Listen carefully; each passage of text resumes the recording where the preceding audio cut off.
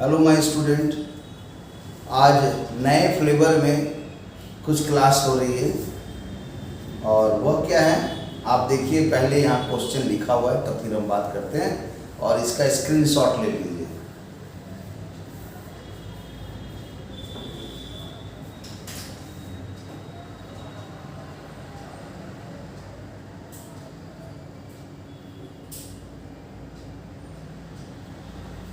Okay, ये उन छात्रों के लिए भी है जो 11-12 में पढ़ रहे हैं, प्लस जो इस साल एग्ज़ाम में अपियर हो रहे हैं जेई मेन और जेई एडवांस। इसलिए लिखा हुआ है for JEE Main 2022 and for JEE advance 2022, और लिखा हुआ है कि कंसेप्ट और एप्लीकेशन साथ में कराएंगे और सीरीज जैसा जब तक जेई मेन का एग्ज़ाम चलते रहेगा ये सब क्वेश्चन डेली मिलेगा। और कभी फिजिक्स, कभी केमिस्ट्री, कभी मैथमेटिक्स, और इसमें आज के दिन में मैथमेटिक्स करा रहे हैं। और ये कोई एक पर्टिकुलर टॉपिक से नहीं रहेगा, सभी को जानते हो मैथ में अगर जेई एडवांस का सिलेबस देखोगे तो उसमें रहता है अलजेब्रा, फिर रहता है ट्रिगो, फिर रहता है कोऑर्डिनेट ज्योमेट्री 2 डायमेंशन, फिर रहता है सॉलिड ज्योमेट्री, फिर रहता है कैलकुलस, फिर रहता है वेक्टर अलजेब्रा, 6 चीज़ें। तो यहाँ पर एक क्वेश्चन लिखे हैं और इसके जो ऑप्शन है उसको डिलीट कर दिए हैं। तो स्वाभाविक है कि IITs में सिंगल आंसर्स वाला और मल्टीपल आंसर्स वाला भी आता है। तो 2 क्वेश्चन को ये बिलोंग कर गया अगर हम ऑप्शन नहीं लिखे हैं तो।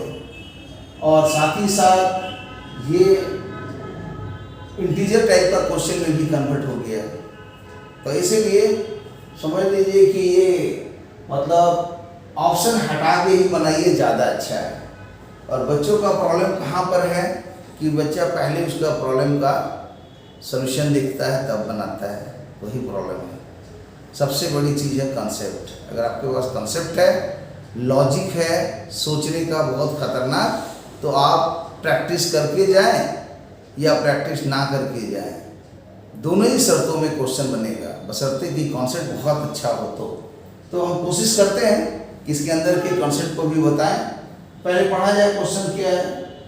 अ differential equation representing the family of parabolae with axis parallel to y axis and whose length of lattice rectum is the distance of the point 2, -3 from the line 3x plus 4y is equal to 5 is given by option A, option B, option C, option D।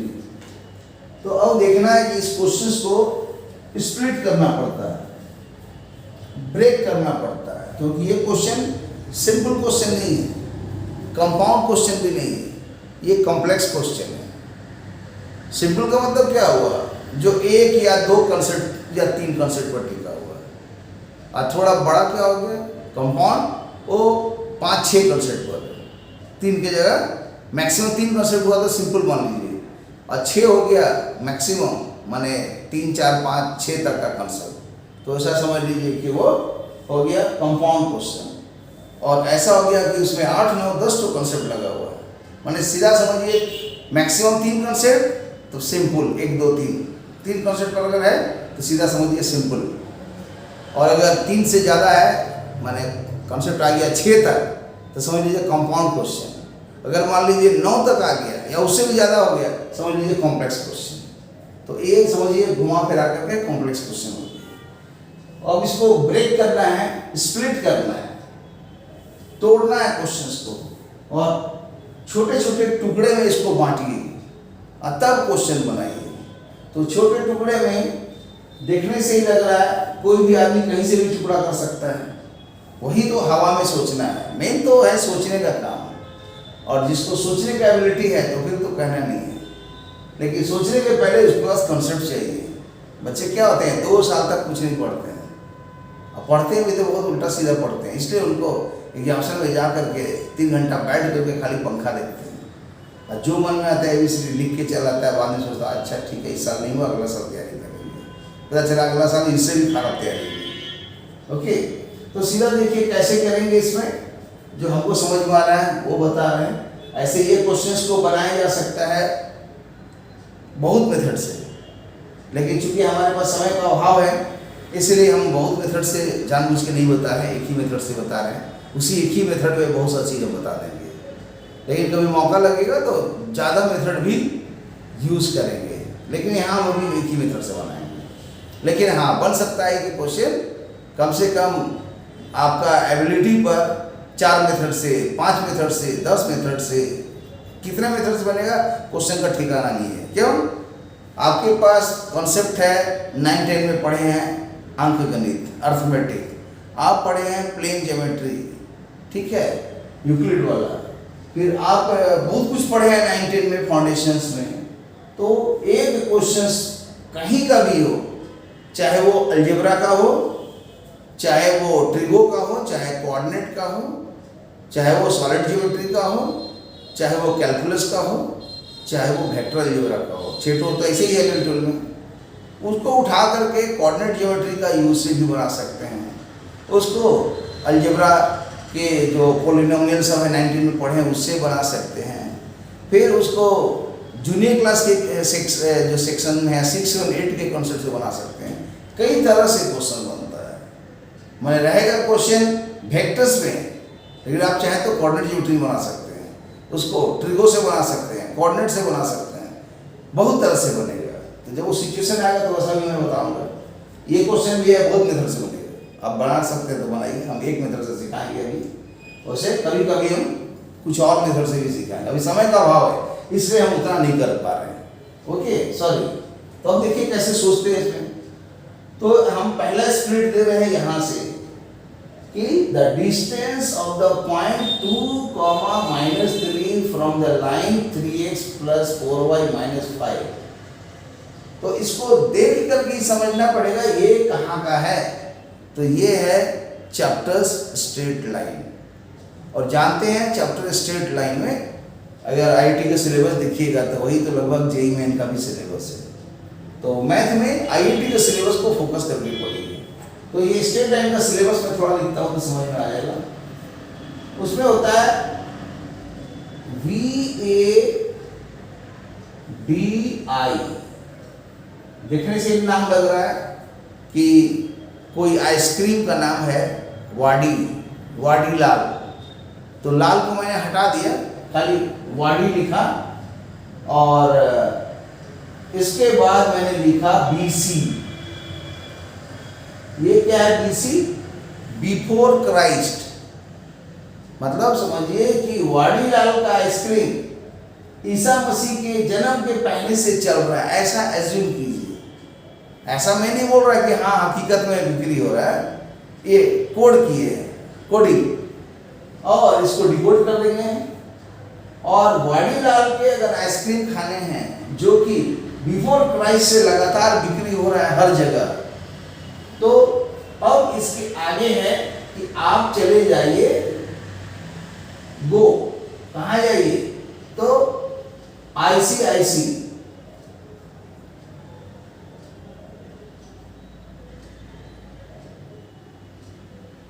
ICICI bank होता है ना, तो उसी का short में IC लिख दिए कि चले जाओ ICICI बैंक में, और पैसा उसमें से निकालिए, और साथ में वाडी लाल आइसक्रीम के साथ आप यूज कीजिए चिप्स के रूप में बिंगो ट्रायंगल।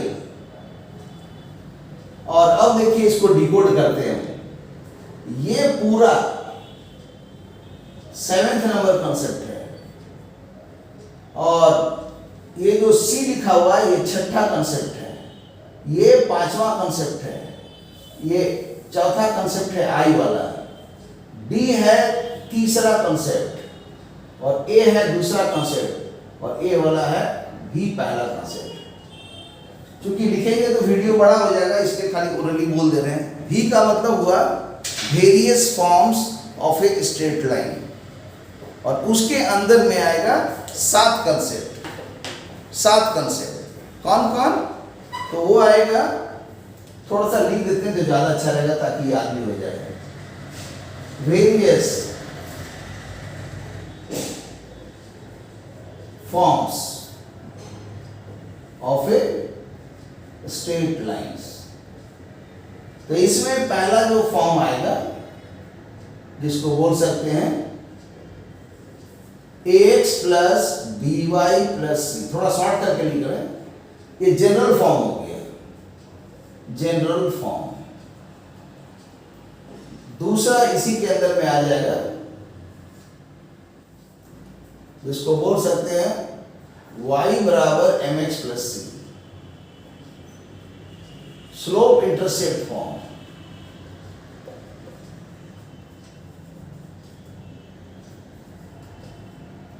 तीसरा होगा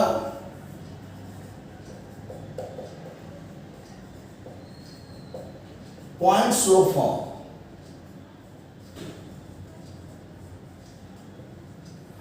चौथा हो जाएगा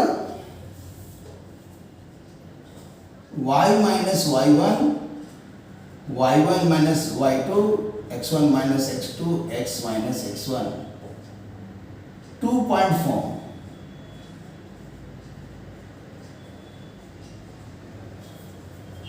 इसके बाद हो जाएगा इंटरसेप्ट फॉर्म।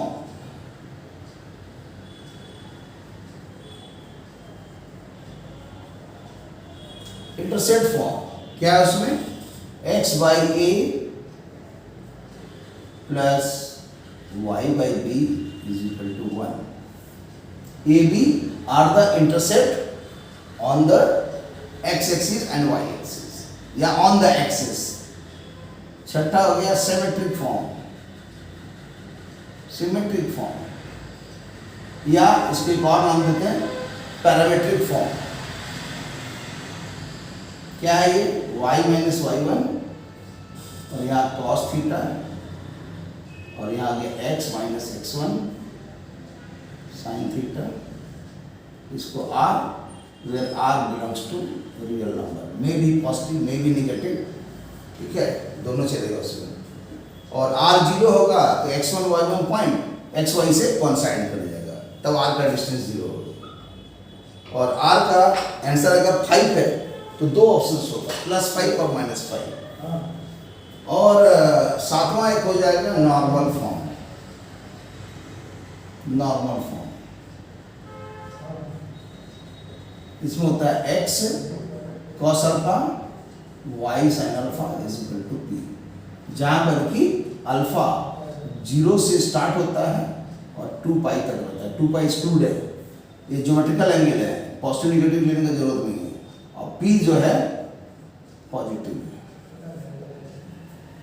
तो अब तो मैं इतना डिटेल में नहीं बता सकता, पढ़ने का तरीका क्या है।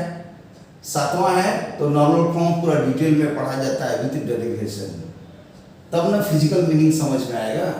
उसी तरह छठा पढ़ा जाता है डिटेल में विद प्रूफ और इसकी मीनिंग समझे जाते हैं। फिर उसके बाद इसको भी ड्राइव किया जाता है और इसका कॉन्सेप्ट समझा जाता है। उसी तरह इसको भी समझा जाता है, इसको भी समझा जाता है, इसको भी समझा जाता है और इसको भी समझा जाता है और वेरियस फॉर्म स्ट्रेट लाइन भी समझा जाता है, ठीक है। और ये सब तो 9th में भी पढ़ाई होता है, 9 में भी पढ़े होंगे। 4 नंबर चैप्टर में था कि linear equation in 2 variables ax plus by plus c। Chapter 3 में था 10 में कि pair of simultaneous linear equation in 2 variables. उसमें कंसिस्टेंसी, इनकंसिस्टेंसी, एलिमिनेशन, सब्स्टिट्यूशन और graphical method, cross multiplication method रहता था। तो पहले आपका तो यही चौपट है, various form straight line clear ही नहीं है ठीक से, तो वहाँ फेल है। तो ये खत्म होने के बाद आया ए का मतलब हो गया angle between 2 straight lines, angle between 2 straight line. और स्ट्रेट लाइन डिपेंड करेगा कि कैसा केस है। मान लीजिए पहला पार्ट है ऐसा जिसमें कि the lines, the 2 lines are in the form y is equal to m1x plus c1 and y is equal to m2x plus c2। और अब इसका जब tan थीटा निकालेंगे तब आएगा वो m1 minus m2 divided by 1 plus m1 m2। और कोई भी बीच का जो एंगल्स होता है ये होता है, इसका सामने वाला को हम नहीं लिखे हैं, फिर एक और होता है ए वाला, तो इसका सामने वाला नहीं लिखे हैं, दो एंगल होता है और दोनों एक दूसरे का सप्लीमेंट्री होता है।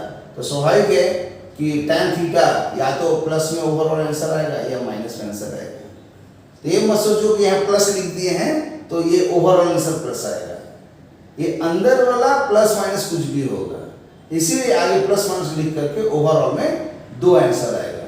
फिर इसका बी पार्ट में एक और आता है कि when the two straight lines are in the form this, उसको हम ये लाइन पर नहीं लिख रहे हैं, सीधा फॉर्म लिख देते हैं, हो जाएगा a1x b1y c1 0 और दूसरा है a2x plus b2y plus c2 0। Short में इसको बोल सकते हैं L1 0 और शॉर्ट में बोल सकते हैं L2 0। तो उस समय इस फॉर्म को मतलब जनरल फॉर्म को कन्वर्ट कर दीजिए y बराबर ms प्लस c के फॉर्म में और उसके बाद इस फॉर्मूला को लगा दीजिए, अपने फॉर्मूला सामने में आ जाएगा। ठीक है, और इसके बाद आया d। d क्या है? तो distance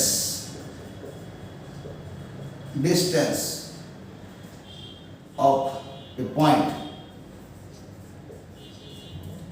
from a straight line.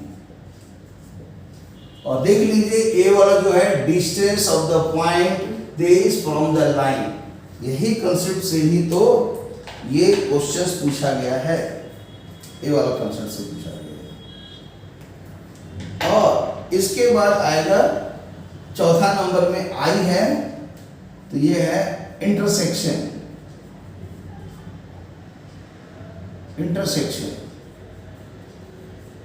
Of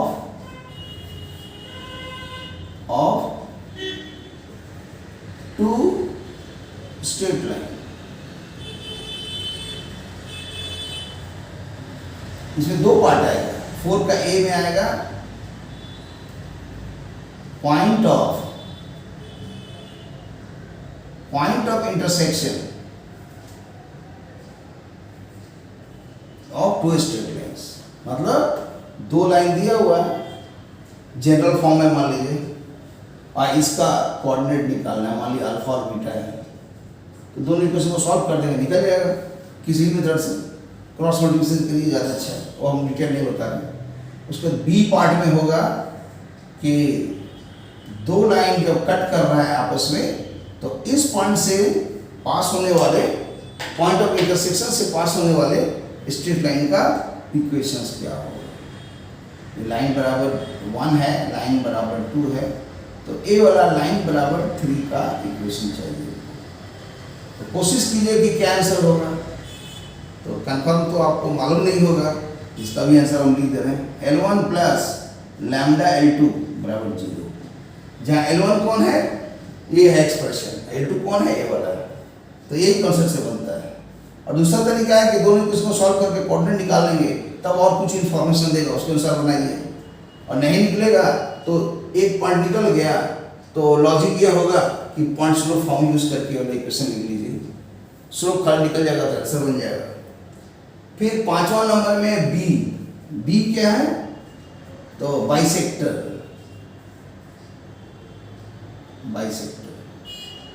short में लिख रहे हैं, ऐसे दिख रहा है कितना बड़ा हो गया वीडियो। बाइसेक्टर्स माने equation of straight lines which are the angle bisector.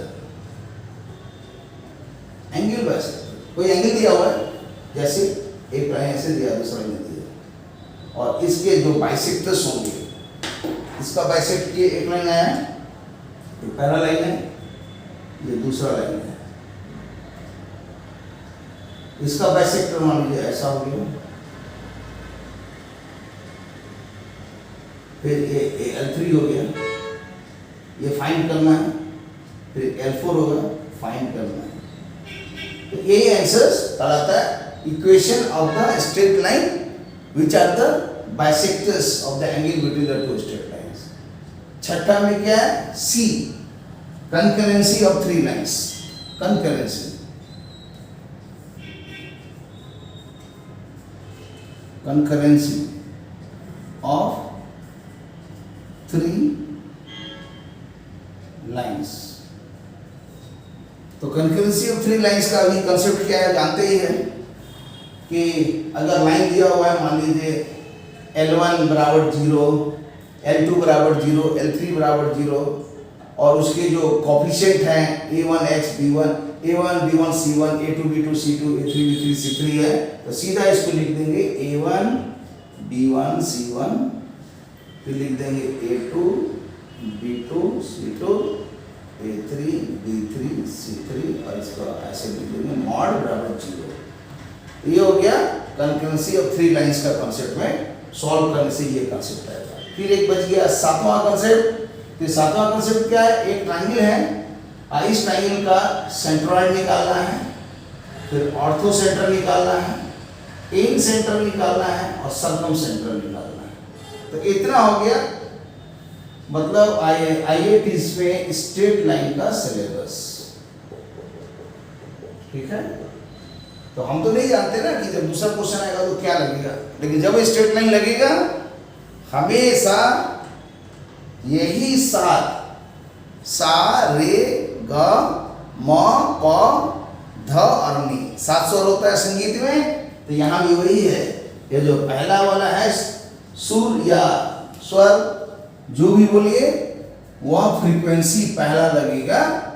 Various forms of straight line, ये पहला है सा, फिर उसके बाद ये दूसरा है रे, ये तीसरा है ग, चौथा है ये म और पांचवा है ये प, छठा है ये ध और सातवां हो गया जिसको मतलब यहाँ पर ऐसी डायरेक्ट लिख दिए हैं नी। तो इस तरह से 7 कंसेप्ट को ठीक से पढ़ लीजिए, डेप्थ में पढ़ लीजिए, उसके बाद IITs का JEE मेन का JEE एडवांस का सारा क्वेश्चन बन जाएगा। लेकिन चेक कैसे होगा? मार्केट में मिलता है 2044, मतलब 20 साल का JEE मेन का क्वेश्चन बैंक, जैसा कि मैं अभी दिखा भी दे रहा हूँ कि है मेरे पास, आप देख सकते हैं बुक को। तो वह है कि ऐसे भी आप लोग जानते भी हैं, जरूरत भी नहीं है दिखाने का। ठीक है, तो 20 साल का क्वेश्चन बैंक किसी भी राइटर का ले लीजिए और उसके बाद 44 साल का क्वेश्चन बैंक मिलता है 1978 से लेके 2021 तक का सॉल्व क्वेश्चंस, लेकिन बिना सोल्यूशन लिखे हुए उस 44 साल का और एक 20 साल का क्वेश्चन बनाइए। लेकिन क्यों नहीं कोई बनाता है? अरे बनेगा तब नहीं बनाएगा आदमी। हकीकत है 2 साल आप कितना भी पढ़े हो, कितना भी 30 मार्क खा हो, क्वेश्चन नहीं बनेगा। हम लोग को इतना अनुभव लेके बैठे हुए पता है, और सोल्यूशन देख के बनाएगा कोई फायदा नहीं। तो इतना का स्क्रीनशॉट लीजिए, मैंने स्ट्रेट लाइन का सारा सिलेबस भी लिखा है और जो कंसेप्ट लग रहा है वो भी यहाँ पर हमने लिख दिया है। लीजिए इसका स्क्रीनशॉट।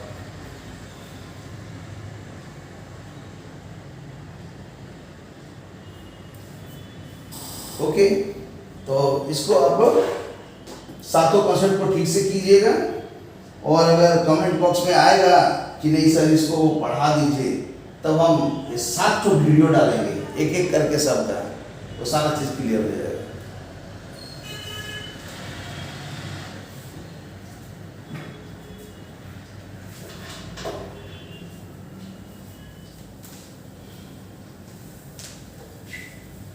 सिलेबस का ये तीसरा कॉन्सेप्ट लग रहा है।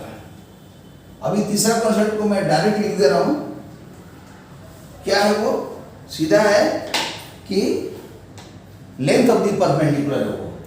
तो यहाँ पर डायग्राम देखिए, एक लाइन लिखिए जनरल फॉर्म में, ax plus b y plus c बराबर 0। एक पॉइंट है जिसका नाम है P x1, y1 और लेंथ ऑफ द परपेंडिकुलर निकालना है। यहाँ से ड्रॉ करेंगे perpendicular, foot of the perpendicular हो गया m, यहाँ से एक बना देंगे एंगल 90 डिग्री का, और अब हमको इसका लेंथ ऑफ द परपेंडिकुलर अगर याद है तो ठीक है, तो अभी हम इसको ड्राइव नहीं करेंगे तो फिर मेरा वीडियो और बढ़ जा रहा है।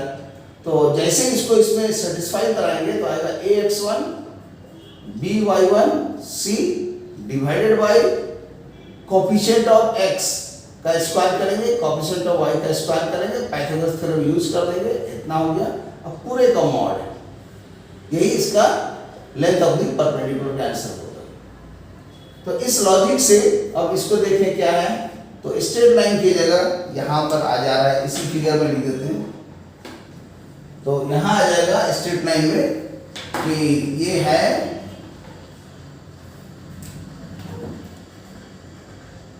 ax 3x प्लस 4y और 5 उठा के इधर ले गए, ऐसा हो गया। माने a की जगह 3 है, b की जगह 4 है, c की जगह -5 है और इस पॉइंट की जगह है 2, -3। तो जो कंसेप्ट दिया गया है यूज कर दीजिए। a की जगह बैठ गया 3, x1 की जगह आ गया 2,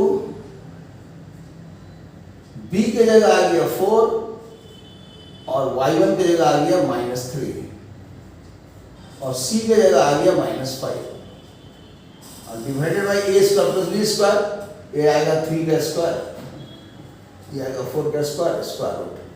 सॉल्व कीजिए तो 3 दूना 6 हो गया, 4 गुना 3 -12 हो गया, दोनों करके -6 और -5 -11। अब पूरे का मॉड लेंगे तो -11 का मॉड 11 हो गया और नीचे में 5 हो जाएगा, तो 11/5 आंसर निकल गया। और चूंकि अगर और अच्छा से बताना रहता, मैंने कंसेप्ट ही बताना रहता, तो अगर किसी को फार्मूला मालूम नहीं है, भूल गया, तो वो एग्जामिनेशन सेंटर में इस फार्मूला को नहीं भी पता है तो डिराइव कर लेगा। हम खाली लॉजिक बता देते हैं, ठीक है। इस स्ट्रेट लाइन का इक्वेशन पता है और ये इस पर परपेंडिकुलर है। इसका मतलब क्या हुआ, अगर इसका स्लोप निकल गया m1 और इसका स्लोप मान लिए कि m2 है, तो मालूम है कि जब ये दो स्ट्रेट लाइन परपेंडिकुलर होता है तो m1 × m2 -1 होता है। क्यों होता है, angle between two straight line में फॉर्मूला है tan थीटा बराबर m1 - m2 divided by 1 + m1 m2 plus minus. तो जब थीटा 90 हो गया तो tan 90 इन्फिनिटी हो गया। इन्फिनिटी का मतलब 1/0 बोलिए चाहे 2/0 बोलिए, क्रॉस कीजिए, देखिए दिखाई दे रहा है m1 × m2 = -1। और जैसे m1 इसका मालूम है स्ट्रेट लाइन का और m2 नहीं मालूम है तो m2 निकल जाएगा। और जैसे m2 निकल गया, स्लोप निकल गया, ये पॉइंट पता है 2, 3 -3, इसका स्लोप अभी निकाले हैं m2, तो पॉइंट स्लोप फॉर्म जो अभी लिखाए थे फॉर्मूला क्या था, वो वेरियस फॉर्म के अंदर में ही था कि point slope form y - y1 = m2 x - x1 put कर दीजिए, स्ट्रेट लाइन का इक्वेशन निकल जाएगा।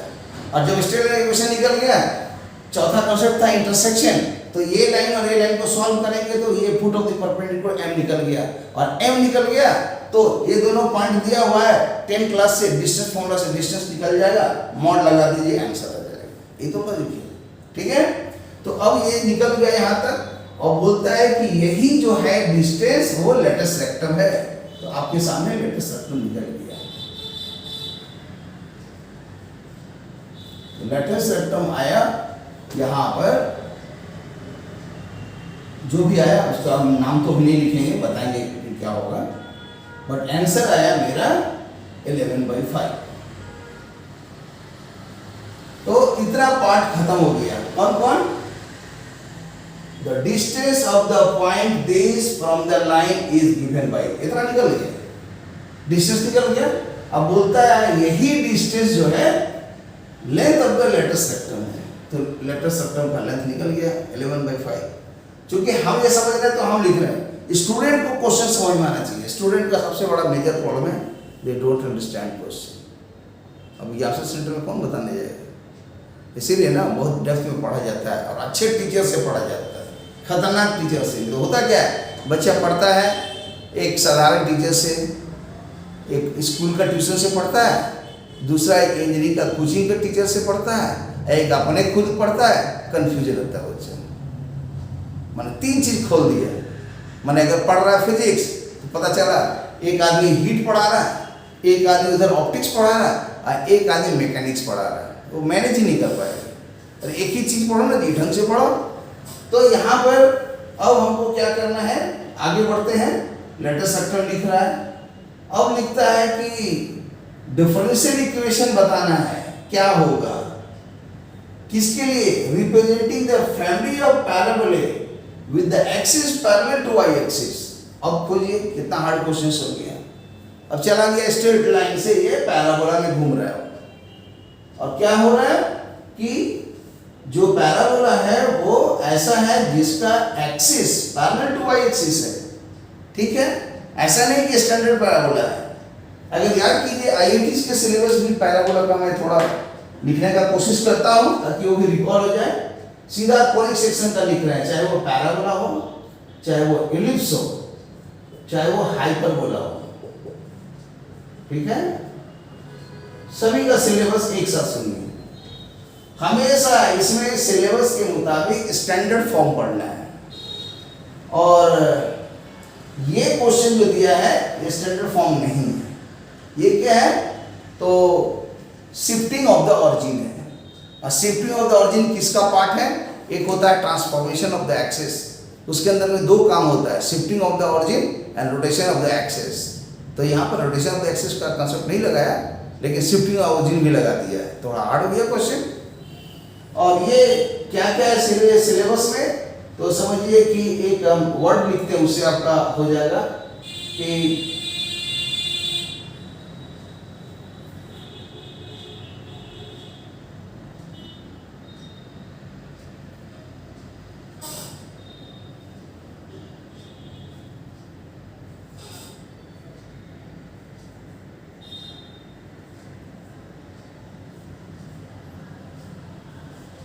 देखिए मैंने कुछ लिखा है,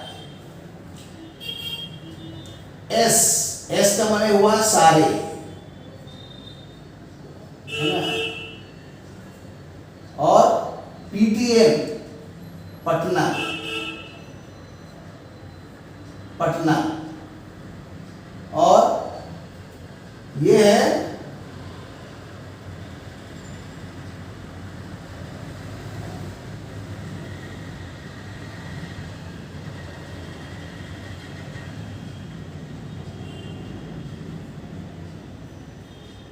ऐसा सोचिए, फिसड्डी, फिसड्डी माने पीछे, पीछे होना। मतलब नहीं होता है लोग क्या, ये तो पढ़ाई लिखाई में फिसड्डी है, कुछ करता नहीं। तो जो भी है यहाँ पर सीधा समझिए कि मतलब कोई ऐसा नहीं है कि मैं हाथ जोड़ रहा हूँ कि कोई पटना के लोग को मैं कमेंट कर रहा हूँ, ऐसा कुछ नहीं है। याद करने के लिए जरूरत पड़ी तो नाम याद किए पटना के लोग, हमारे भी रिलेटिव लोग रहते हैं पटना में। पटना, पीटीएम, पी है पैरामीट्रिक फॉर्म, टी है इक्वेशन ऑफ टेंजेंट, एन है इक्वेशन ऑफ नॉर्मल। किसका, पैराबोला का, एलिप्स का, हाइपरबोला का, तीनों का है। 3% यहाँ आ गया। और एस क्या है, standard form of conic section, parabola ellipse hyperbola.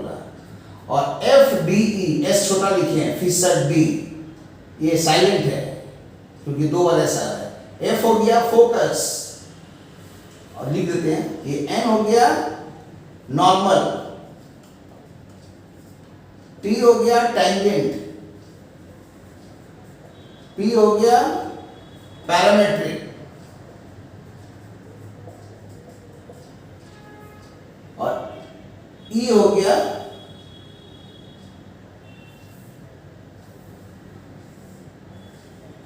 S हो गया standard form, standard form of a conics section of cone, माने पैराबोला एलिप्स हाइपरबोला। कोनिक्स जब भी बोलेंगे तीनों आएगा, पैराबोला, एलिप्स एंड हाइपरबोला, ठीक है, स्टैंडर्ड फॉर्म। और एफ क्या है, एफ है उसका फोकस। पैराबोला में फोकस होता है, लेकिन इलिप्स और हाइपरबोला में दो फोकस होता है, इसलिए फोकाई, ये इलिप्स के लिए और हाइपरबोला के लिए, ये पैराबोला के लिए। और आएगा डी, ये आएगा डायरेक्ट्रिक्स।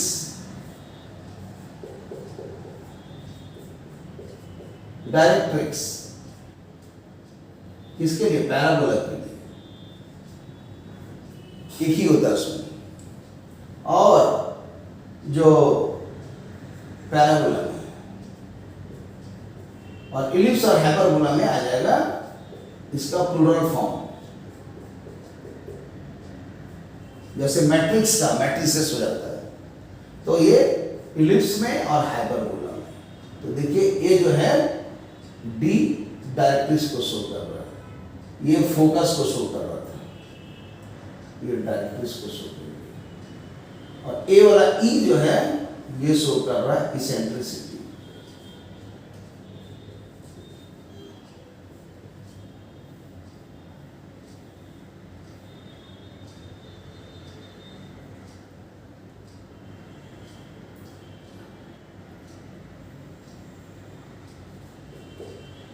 इसेंट्रिसिटी ई सबको जानते हो। ई का आंसर्स जो होता है पैराबोला के लिए 1, इलिप्स के लिए लेस देन 1, माने 0 से थोड़ा होगा ही, हमेशा पॉजिटिव होता है। हाइपरबोला का मोर देन 1। हाई माने हाइपरबोला, इलिप्स, इलिप्स का स्पेलिंग में देखिए इलिप्स, एल आर, एल माने लेस, पैराबोला माने पैरेलल, माने बराबर, देखो पैरेलल है। तो इस तरह से एक और ये सब उसका पार्ट है, मतलब इसको अलग से नाम नहीं लिख रहे।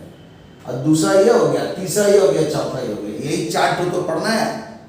इसलिए आपका काम होगा कि ये चारों पढ़िए और किस बुक से पढ़िए, एस.ए. लोनी से पढ़िए कॉन्सेप्ट, तब ज़्यादा समझ में आएगा। और टीएमएस तो खैर पढ़ना ही है। और उसी तरह जो मैथ की भी किताब है और जो भी अलग अलग टॉपिक्स आएगा, अच्छे अच्छे स्टैंडर्ड फॉर्म का किताब पढ़िए। अब देखा जाए कि अब यहाँ पर हमने पैराबोला का भी सिलेबस लिख दिया, इलिप्स का भी, हाइपरबोला का 2 सिलेबस तो रिकॉल कर दिए। इसका स्क्रीनशॉट ले लीजिए आप लोग, ठीक है। और अब देखा जाए कि क्या इसमें कंसेप्ट लगेगा पैराबोला के साथ। तो 4 कंसेप्ट हमने लिखा था। Patna, parametric form, tangent normal, उसमें से चौथा, तीसरा, दूसरा नहीं है। हाँ, स्टैंडर्ड फॉर्म से है लेकिन शिफ्टिंग ऑफ द ऑरिजिन है। तो वो कैसे समझेंगे, तो डायग्राम में दिखाते हैं, समझ में आ जाएगी बात। तो डायग्राम में ऐसा है कि जो पैराबोला का एक्सिस है वो पैरेलल टू वाई एक्सिस है।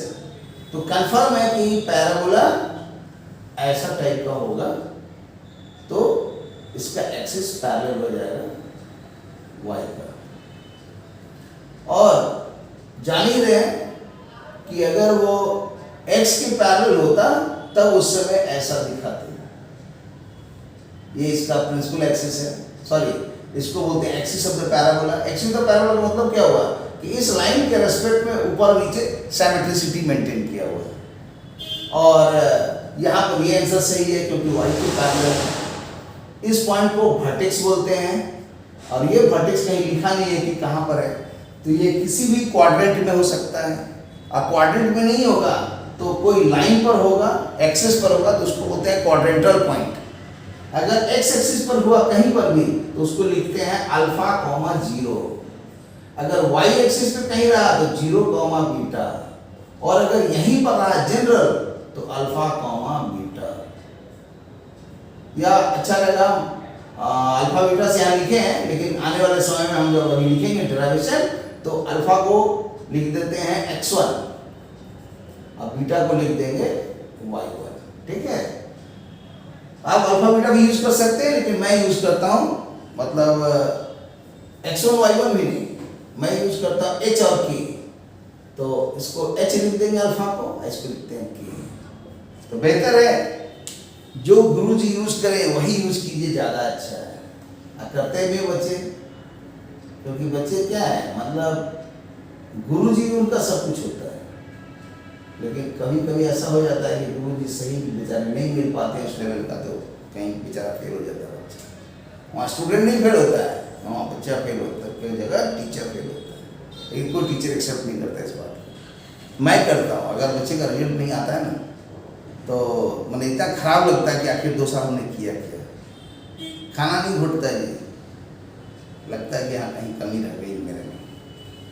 तो यहाँ पर सीधा समझिए, जैसे होता है ना डॉक्टर, अगर डॉक्टर का पेशेंट मर गया, मतलब सफल नहीं हो पाया उसका ऑपरेशन, तो सही अगर डॉक्टर होगा ना तो अपना रिकॉल करेगा कि कहाँ मेरा मिस्टेक हुआ, क्यों नहीं हम बचा पाए, हम इतना 5 साल पढ़े, इतना ये किए, फिर भी नहीं बचा पाए, लानत है हमारे मेडिकल पर। अरे आप तो अपना दी बेस्ट दीजिएगा ना, लेकिन ठीक है नहीं होगा अलग बात है, तो कोशिश हम लोग करते हैं कि अपना दी बेस्ट दें। आप भी अपना दी बेस्ट दीजिए, तभी रिजल्ट आता है। तो यहाँ पर देखिए वर्टेक्स ऐसा हुआ, लेकिन axis of the parabola parallel to y axis है, तो ऐसा नहीं सोचिए कि वैसा ही होगा, ऐसा भी हो सकता है नीचे की ओर भी। और आप जानते हैं कि ये वाला पैराबोला ऊपर हो या नीचे हो, उसको अगर शिफ्ट करेंगे कहीं पर लाएंगे तो उसका एक कॉन्सेप्ट होता है, वो भी यहाँ लिख देते हैं। कॉन्सेप्ट होता है कि अगर ये स्मॉल एक्स है, स्मॉल वाई है एक्सिस का, और यहाँ पर है शिफ्ट किया गया है ओरिजिन को, जिसका कोऑर्डिनेट है इसी का रेस्पेक्ट, इसी को देख रहे हैं बट 0 0 शिफ्ट करके कहीं भी लाइए, मान लिया हम यहाँ ला दिए, इसको बड़ा एक्स बोलते हैं, इसको बड़ा वाई बोलते हैं, और कहीं इस कोऑर्डिनेट को ओ डैश बोलते हैं। यहाँ से इसको देखने पर इसका कोऑर्डिनेट है h कॉमा k, वही जो h के हम लिखे थे। और अब यहाँ पर कोई पॉइंट कहीं भी ले लीजिए P, जो इस पॉइंट से देखने पर स्मॉल xy है, लेकिन जब उसी पॉइंट को यहाँ से देखते हैं तब ये वाला है capital X comma capital Y। इसको बोलते हैं न्यू कोऑर्डिनेट सिस्टम, इसको बोलते हैं ओल्ड कोऑर्डिनेट सिस्टम। और जब इसका डायग्राम ड्रॉ कीजिएगा, चूंकि उतना अभी ट्रांसफॉर्मेशन से तो पढ़ा नहीं रहे हैं, और चूंकि हमने तो आपको पढ़ाया नहीं है 2 साल, तो आई एम नॉट रिस्पॉन्सिबल, लेकिन फिर भी रिस्पॉन्सिबिलिटी लेकर के जो मैंने लिखा है कॉन्सेप्ट के साथ एप्लीकेशन बता रहे हैं, कोशिश कर रहे हैं। अरे ऐसा ऐसा हम खाली 10 क्वेश्चन करा देंगे ना तो पूरा चैप्टर खत्म हो जाएगा। तो इसलिए देखिए क्या है नहीं है। तो यहाँ पर सीधा अब आ जाएगा कि कॉन्सेप्ट में आएगा x बराबर x प्लस h, और दूसरा आएगा स्मॉल y बराबर y प्लस k। इसको ड्राइव कर लीजिएगा तो आ जाएगा। और इसी से अब हम आगे बढ़ते हैं। तो जब पैराबोला हम लोग पढ़े हैं कि इस टाइप का अगर आता है कि ये एक्सिस है, और इसी को तो हम इस डायग्राम से देख रहे हैं, ये ओ डैश है और यहाँ ओ है, तो इसका आंसर क्या होगा? तो हम लोग पहले वो वाला लिखे स्टैंडर्ड फॉर्म।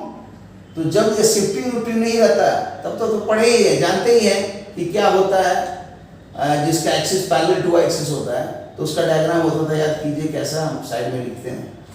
एक होता था ऐसा, y square equal to 4ax, और जैसे ही अगर यही आंसर्स में रहता था कि इधर में है तो y square equal to -4ax।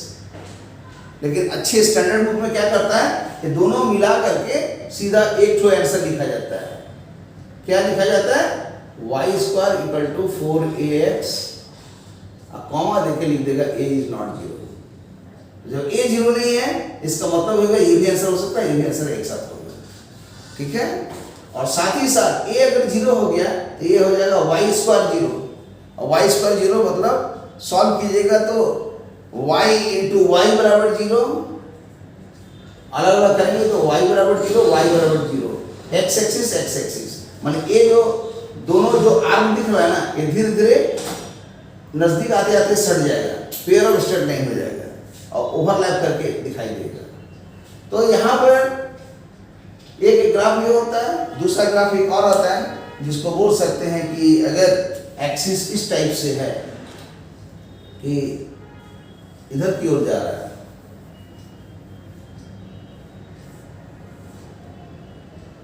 ऊपर की ओर जा रहा है या नीचे की ओर जा रहा है, तो ऊपर वाले के लिए लिखते हैं एक्स स्क्वायर बराबर 4by, इसको लिखते हैं एक्स स्क्वायर बराबर -4by।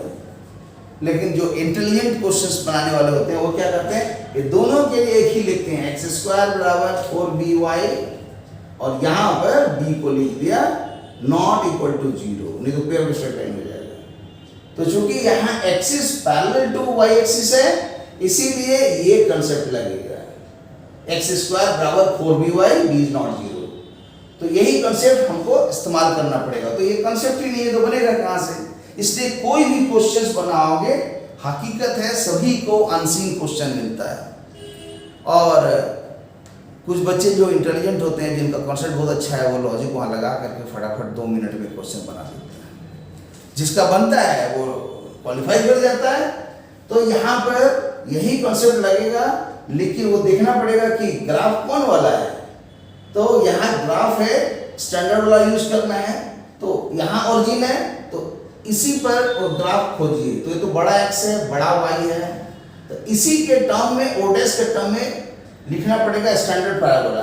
तो ये जो स्मॉल एक्स है, इसके टर्म में देखने पर कैपिटल एक्स लिखाएगा, ये वाई कैपिटल वाई लिखाएगा, और ओरिजिन ओडेस जो है, ये वाला शिफ्टिंग जब होता है ना, तो स्टैंडर्ड यहाँ सोचा जाता है, स्टैंडर्ड यहाँ नहीं सोचा जाता है, यहाँ जनरल सोचा जाता है, ठीक है। तो इसलिए स्टैंडर्ड यहाँ सोचेंगे, तो आंसर क्या होगा, एक्स स्क्वायर बराबर 4by, लेकिन एक्स स्क्वायर की जगह क्या होगा, capital x square is equal to 4by। और यहीं पर ये जो लेटेस्ट रेक्टम है, पहला वाला ए सब में रहता था 4a, अब क्या होता है लेटेस्ट से थोड़ा वो भी बताएं। ये है फोकस S, और ये है वर्टेक्स, दोनों का बीच का डिस्टेंस जो है मान लिया a है, तो इसी का ठीक यहाँ पर फोकस से पास करने वाले कॉर्ड दिखाएंगे, और ऐसा कॉर्ड जो फोकस से जाता है उसको बोलते हैं फोकल कॉर्ड। और डायग्राम में दिखाते हैं कॉर्ड क्या है, जैसे देखिए ऐसा जाएगा तो एक कॉर्ड होगी, ठीक है। कॉर्ड का मतलब हुआ कि दोनों लाइन सेगमेंट, दोनों पॉइंट P और P डैश जो भी है, P डैश जो भी लिखिए, या P1 P2, तो ये दोनों हमेशा ना मतलब पैराबोला पर लाइन करेगा, इधर उनको लेंथ ऑफ द कॉर्ड बोलते हैं, और ये फोकस से पास कर रहा है इसलिए फोकल कॉर्ड। और यही वाला जैसे ही principal axis of the parabola का परपेंडिकुलर हो गया, माने ऐसा हो जाए इस टाइप का, तब इसको लेटेस्ट रेक्टम बोलते हैं। यही length of the focal cord latus rectum कहलाता है। उसका लेंथ होता है 4a, ए के ग्राफ में, ए वाला में, और ए वाला में 4b, तो लेटेस्ट रेक्टम जो यहाँ लिखे थे ये 4b निकल गई। अब यहाँ x और y देखना है, तो जब ओरिजिन को शिफ्ट करने से ये कंसेप्ट है, तो कोई अगर फंक्शन दिया रहे, फंक्शन ऑफ xy दे दिया, अब बोला शिफ्ट होके क्या होगा, तो कुछ नहीं है, x की जगह बैठा देंगे ये वाला capital X plus H comma capital Y plus K, इसको सॉल्व कर देंगे, वही इसका आंसर होगा। मतलब फाइनली एक नया फंक्शन आ जाएगा x, y के टर्म में आंसर, या y से वर्सा, उल्टा भी हो सकता है। माने अगर बड़ा xy के टर्म में रहेगा तो छोटा में कन्वर्ट कर सकते हैं, या तो बड़ा में है तो बड़ा छोटा में कैसे होगा, इसी को देखिए, बड़ा x की जगह आ जाएगा x माइनस h, यहाँ लिख देंगे बड़ा x क्या हो गया, x माइनस h, और बड़ा y क्या हो गया, y माइनस q। ये आएगा, अब यहाँ पुट कर देते हैं, तो x की जगह आ गया, यहाँ से देख सकते हैं x माइनस h, छोटा x माइनस h, और ये हो गया 4b। अब 4b का आंसर पता है 11/5, आप 11/5 भी लिख सकते हैं, लेकिन अभी हम 11/5 ना लिखिए, 4b लिख के समझा रहे हैं। y के आंसर में आ गया छोटा x, और ये चूंकि यहाँ पर y है तो y के साथ k होता है, h माने x एक्सिस वाला, आइए इसको बोलते हैं एब्सिसा, जैसे होता है ना एक्स कोऑर्डिनेट वाई कोऑर्डिनेट, तो एब्सिसा एच को इसको ऑर्डिनेट, कोऑर्डिनेट की जगह ऑर्डिनेट। तो अब देखिए इतना माथा पच्ची किया गया तो पता चला family of parabolae with axis parallel to the y axis का इक्वेशंस क्या होगा। तो ये है स्टैंडर्ड पैराबोला लगा, शिफ्टिंग ऑफ द ऑरिजिन हुआ, रोटेशन ऑफ एक्सिस नहीं हुआ, ट्रांसफॉर्मेशन एक्सिस का एक चीज है, बीएससी में पढ़ाई होती है, वो यूज हो गया। इसीलिए ना इंजीनियरिंग पढ़ाई करना है तो बीएससी का किताब पढ़ के कम से कम ऑनर्स का, तब देखिएगा क्वालिफाई करेगा मजे से, खासकर जी एडवांस। और मैथ में यूरोडॉफ, फिजिक्स में टीएमएच, केमिस्ट्री में जेडली हुआ, मॉरिसन वाइड हुआ, एटकिंस हुआ, ये सब पढ़िए। तो जैसे ही ये वाले आंसर्स आ गया तो अब देखिए आप जानते हैं कि अब लास्ट स्टेज बचा हुआ है, ये डिफरेंशियल इक्वेशन, माने डिफरेंशियल इक्वेशन निकालना है। तो वो कैसे निकलेगा, तो आप जानते हैं कि इस आंसर्स में आपका पैरामीटर्स कहाँ दिख रहा है, एच एक पैरामीटर है, के एक पैरामीटर है। पैरामीटर किसको बोलते हैं, क्योंकि अच्छा लोगों को पैरामीटर पता ही नहीं है, हम बताते हैं क्या है। लिखो अंग्रेजी में ए बी सी डी, तो लिखोगे ए बी सी डी ई, फिर एफ जी एच आई जे, फिर लिखेंगे K L M N O, O को दूसरा कलर से लिख देते हैं। फिर आएगा P Q R S T, P Q R S T पक्का रास्ता, P Q R S T, U V W X Y and Z. एक फिल्म में था हम साथ साथ हैं, उसमें भी गाना था, याद कीजिए कैसा था, A B C D E F G H I J K L M, ठीक है। तो इस तरह से यहाँ पर इसको हटा दीजिए, क्योंकि ओ वाले कंफ्यूज हो रहा है, ये जीरो है कि ओ है पता नहीं चल रहा, यहाँ तो दिख रहा है और जीरो है, मैं ओ है। तो ओ के पहले 5 5 10 4 14 यहाँ तक ए से लेके एन तक, यही कहलाता है पैरामीटर। पैरामीटर या और एक नाम है और आर्बिट्रेरी कांस्टेंट, आर्बिट्रेरी कांस्टेंट बोले कैसे, कहाँ तक है सब चीज, जूनियर क्लास में दिया हुआ सर, क्लास 6 में एनसीईआरटी बुक मैथमेटिक्स। और इसके बाद वाला जो दिख रहा है यहाँ से लेके पी से लेके जेड तक, P Z, P to Z, P Z माने पी टू जेड ऐसे लिख देते हैं, पी टू जेड, ये कहलाता है वेरिएबल, और ये स्यूडो वेरिएबल भी बोल सकते हैं। और इसके पहले जो आता है रियल नंबर, कॉम्प्लेक्स नंबर भी ले सकते हो लेकिन रियल नंबर तक लो, नेचुरल नंबर, फिर आता है होल नंबर, फिर आता है इंटीजर्स, फिर आता है रैशनल नंबर, फिर आता है रियल नंबर, ये सब वन डायमेंशन का है। और ये जान ही रहे हो कि कंटिन्यूअस है और बाकी सब डिस्क्रीट है। तो जब नंबर सिस्टम पढ़ोगे, उसका प्रॉपर्टीज पढ़ोगे, तब समझोगे बात को, ठीक है। इसके पहले पढ़ा जाता है कि डिजिट्स, डेसिमल सिस्टम है तो 0 से लेके 9 तक, बाइनरी सिस्टम है तो 0 से 1, 5 बेस है तो 0 1 2 3 4, और हेक्साडेसिमल है तो 0 से लेके 9, और ए बी सी डी ई और एफ, तो यहाँ 10 हो गया, यहाँ 6 गया 16, हेक्साडेसिमल सिस्टम। अब हेक्साडेसिमल में कोई नंबर लिखिए, उसको जोड़िए, घटाइए, भाग दीजिए, स्क्वायर रूट निकालिए, ठीक है। आप प्रोग्राम लिखिए, और एक नंबर रहेगा बाइनरी सिस्टम में, एक रहेगा 4 बेस में, दोनों को जोड़िए, घटाइए, गुना कीजिए, भाग दीजिए, करते रहिए रिसर्च। अब देखिए यहाँ पर जो भी मैंने बताया, यहाँ पर थोड़ा सा आर्बिट्रेरी कांस्टेंट या पैरामीटर समझाने की कोशिश किया। तो यहाँ एच और के पैरामीटर्स है और बी भी पैरामीटर्स है। तो जब ये पैरामीटर्स है, 3 पैरामीटर्स दिख रहा है, मतलब ये हुआ कि order of the differential equation 3 होना चाहिए।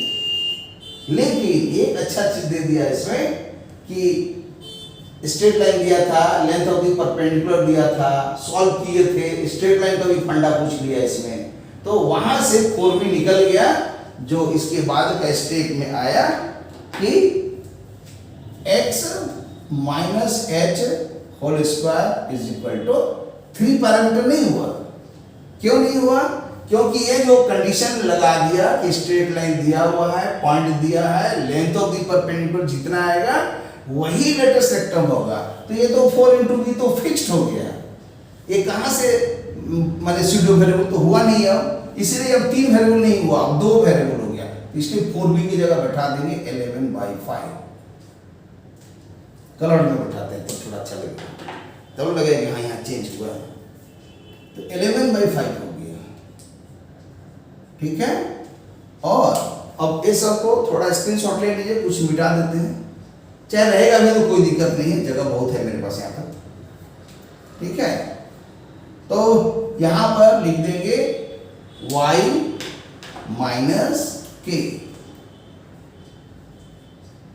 अब हम लोग 5 मिनट के अंदर 4 मिनट के अंदर में खत्म हो जाएगा आंसर।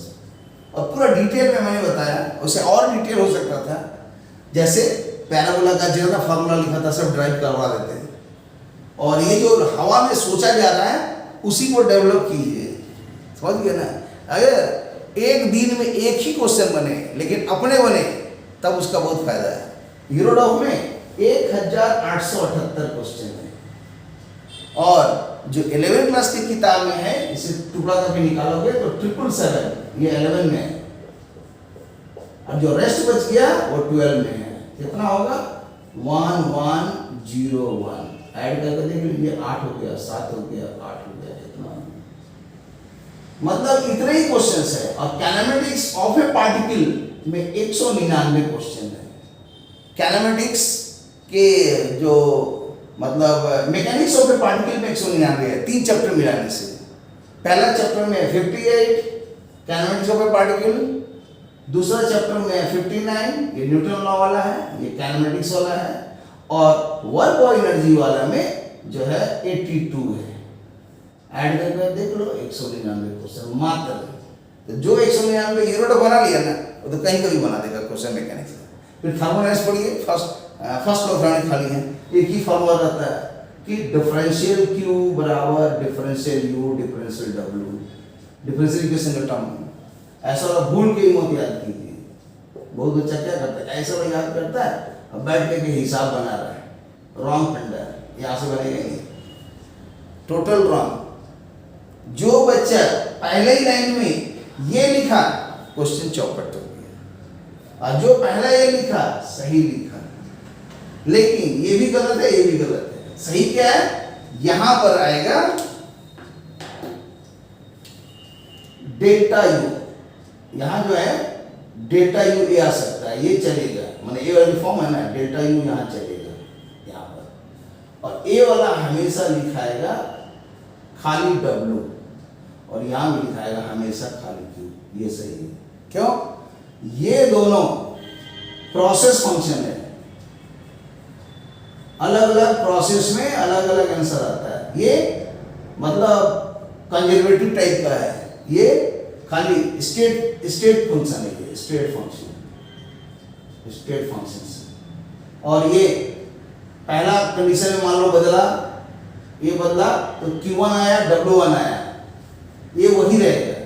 दूसरा स्टेट में आया Q2 और W2, तब भी ये आंसर वही रहेगा।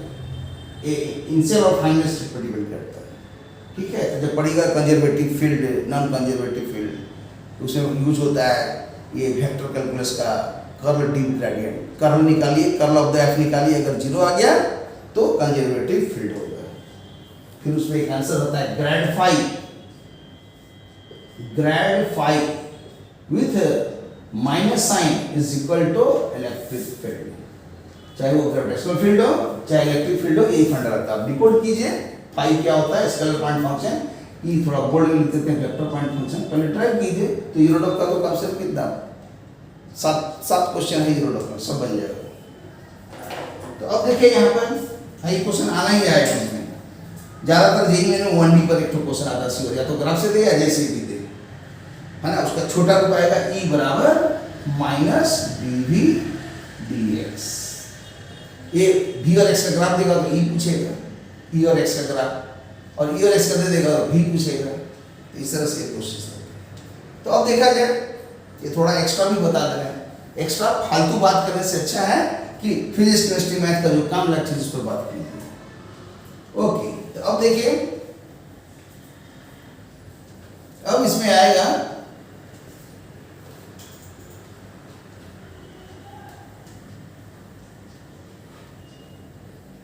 कि अब क्या करेंगे। अब दो पैरामीटर्स हो गया, टू पैरामीटर्स है।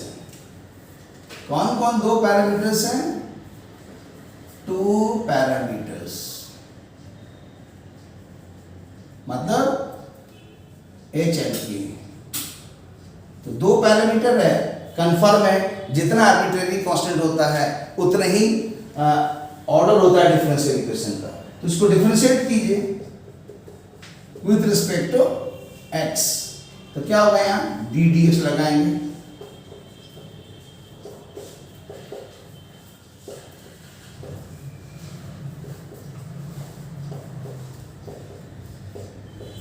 इतना था, जानते ही हैं कि जब डिफरेंशिएट करेंगे तो ए वाला स्टेप हो जाएगा, ये चेन रूल लगेगा, इतना का स्क्वायर है तो आ जाएगा 2x माइनस एच। फिर अंदर का डिफरेंशिएशन होगा इंटू 1। यहाँ पर ए 11/5 बाहर हो जाएगा, आई इसका डिफरेंशिएशन हो जाएगा dy/dx, आई इसका 0 हो जाएगा। और ये नीचे ला देंगे तो आ जाएगा कि इधर ला देते हैं तो dy/dx कितना आ गया, dy/dx निकाल लीजिए। तो dy/dx आ गया क्रॉस करके 10/11 x माइनस एच। ठीक है, ये था ओरिजिनल पहला इक्वेशन आया, और ए वाला डिफरेंशिएट करके दूसरा इक्वेशन आया। और अब एलिमिनेट हो गया एक तो एच और के था तो अलविदा हो गया, मतलब के, अब एच को भी अलविदा कर देंगे। तो डिफरेंशिएटिंग अगेन, डिफरेंशिएटिंग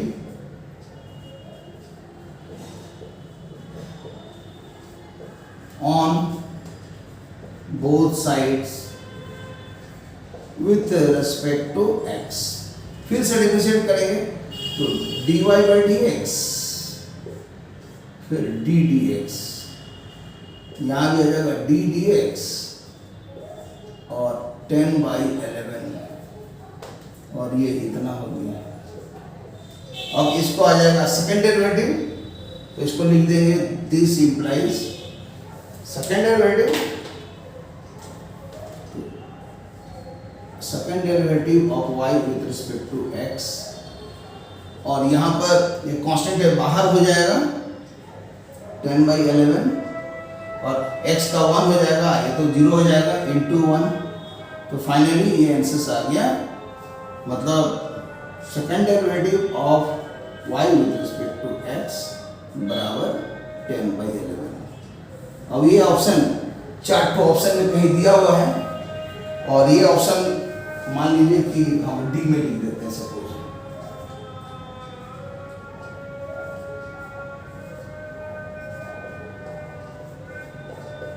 मान लीजिए डी में लिखा हुआ है, तो ये जो डी वाला आंसर है इसी को राइट मानना होगा। फिर एबीसी में भी कुछ लिखा होगा, क्वेश्चन में देख लीजिएगा, समझ में आ जाएगा। तो इस तरह से समझिए कि ये क्वेश्चंस का सॉल्यूशन कंप्लीट हुआ।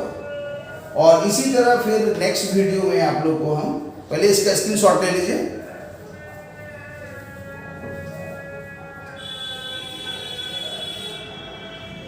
और क्वेश्चन में देख लीजिएगा कि इसका भी ऑप्शन सब लिखा हुआ, हम ऑप्शन को छोड़ दिए, हम डायरेक्ट बनाया है तो डी में है इसलिए हमने लिख दिया। इसी तरह बदल के कहीं पर रहेगा, जैसे मान लीजिए कि डी की जगह बी में लिख दिया कि नहीं यही वाला आंसर जो है, मान लीजिए थोड़ा करके लिख देते हैं रैंडमली, किताब में देख लीजिएगा ऐसा लिखा हुआ है। और यहाँ जो है dy/dx को उल्टा कर दिया, हमारे 11/10 कर दिया। उसी तरह यहाँ भी बदलेगा, हम अभी नहीं लिख रहे हैं, क्वेश्चन सबके पास है ना, मिला लोगे, ठीक है। इसके क्वेश्चन याद करने की जरूरत क्या है। तो सीधा okay, thank you for watching the video. और इसी स्टाइल में, इसी पैटर्न्स में, जैसा कि देखो स्ट्रेट लाइन का पूरा सिलेबस लिखे, उसका पूरा कंसेप्ट लगाए, फिर पैराबोला, इलिप्स, हाइपरबोला का सिलेबस लिखे, पूरा एक्सप्लेन किए, और डिफरेंशियल इक्वेशन आ गया, ये टॉपिक्स हो गया। सीधा समझिए formation, order and degree of A differential equation and formation of differential equation. फिर एक आता है सॉल्यूशन ऑफ डिफरेंशियल इक्वेशन, उसमें क्या रहता है, एक आता है वेरिएबल सेपरेबल वाला, दूसरा आता है इनडायरेक्ट वेरिएबल सेपरेबल, तीसरा आता है होमोजेनस फॉर्म इनडायरेक्ट वाला, चौथा आता है नॉन होमोजेनस फॉर्म वाला, और पांचवा में आता है लीनियर फॉर्म, और छठा में आता है इनडायरेक्ट फॉर्म, लीनियर फॉर्म। इतना ही तो पढ़ना है सिलेबस में। लेकिन एक और आता है थ्योरी ऑफ एग्जैक्ट, और उसका आता है इनडायरेक्ट, उसमें इंटीग्रेटिंग फैक्टर निकाला जाता है, लेकिन जनरली वो नहीं पूछता क्योंकि उसमें पार्शियल डिफरेंशिएशन का यूज होगा, और सिलेबस में खाली फर्स्ट ऑर्डर फर्स्ट डिग्री का ही पढ़ना है। हायर ऑर्डर हो जाएगा या हायर डिग्री हो जाए, या दोनों ही हायर ऑर्डर हायर डिग्री हो जाएगा, तो सिलेबस के बाहर है। Okay, thank you for watching the video. इसी तरह वेट कीजिए केमिस्ट्री में, फिजिक्स में और मैथ में, और एक अच्छा वीडियो बना के देंगे। अगर इसमें शेयर कीजिए, लाइक कीजिए, लोगों को पसंद आएगा तो इससे भी अच्छा देंगे क्वेश्चन, और तगड़ा क्वेश्चन देंगे, उसी में कॉन्सेप्ट समझाएंगे। Okay, thank you, see you, okay, bye bye.